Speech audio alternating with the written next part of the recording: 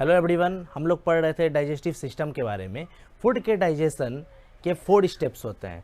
पहला ingestion, second digestion, third absorption and assimilation and the fourth and last step is egestion. तो सबसे पहले ingestion के बारे में हमने पढ़ना शुरू किया था। इसमें हमने पढ़ा था पिछले वीडियोज़ में टाइप्स ऑफ टीथ के बारे में। आज हम लोग बात करेंगे टंग के बारे में। देखिए, टंग में आप ये टंग का मैंने यहाँ डायग्राम बना दिया है। टंग का बहुत सारा वर्क है। पहले तो यह फूड के साथ सलाइवा को मिक्स करने का काम करता है।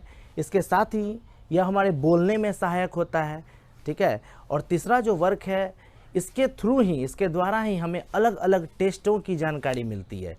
और ये टेस्ट का पता हमें कैसे चलता है, तो टेस्ट बर्ड्स के द्वारा। हमारे टंग में बहुत सारे टेस्ट बर्ड्स होते हैं, ठीक है, स्वाद कलिकाएँ जिन्हें कहा जाता है। ये अगर इनकी संख्याओं की बात करें तो अप्रॉक्स 10,000, लगभग 10,000 होती है इनकी संख्या हमारे जीभ पर।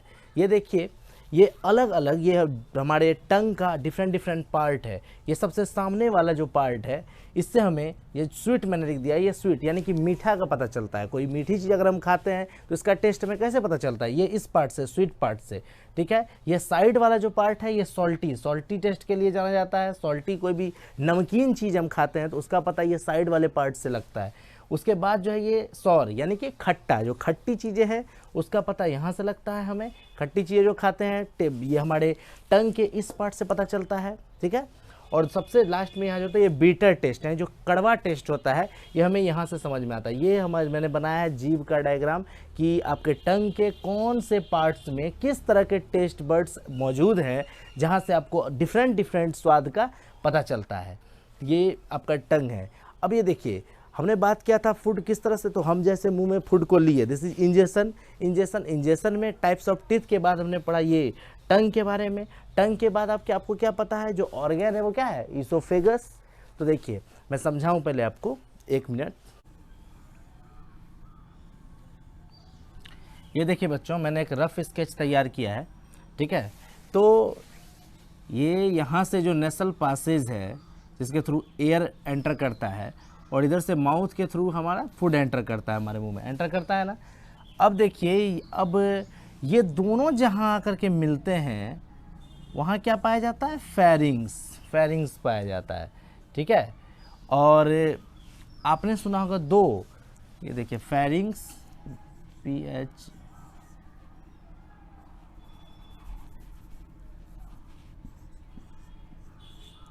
ये फेरिंग्स। एक और ऑर्गन आपने सुना होगा, लैरिंग्स। लैरिंग्स ये तो वॉइस बॉक्स होता है, ठीक है। अभी मैं बता रहा हूँ। ये फेरिंग्स देखिए, ये जो नेसल पासेज, ये जो नेजल कैविटी होती है, और यहाँ से ये माउथ वाला हमारी जो ये नली होती है माउथ की, ये दोनों आपस में कहाँ पर मिलते हैं, इस फेरिंग्स के पास, ठीक है।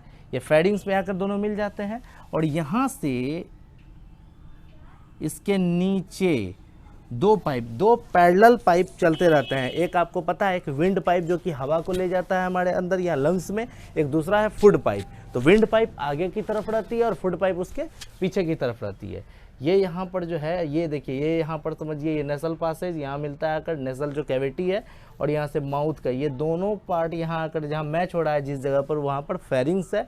और इसके बाद ये जो 2 पार्ट में कन्वर्ट हो गया है, 2 पार्ट में आगे बढ़ जाता है। ये 2 पाइप में, ये आगे वाला जो पाइप है, ये समझिए कि ऐसे हम खड़े हैं, तो ये सामने वाला जो आगे वाला पाइप है ये विंड पाइप है, उसके जस्ट पीछे ये वाला पाइप ये फूड पाइप है, ठीक है। तो ये फेरिंग्स एक तरह से ढक्कन की तरह वर्क करता है।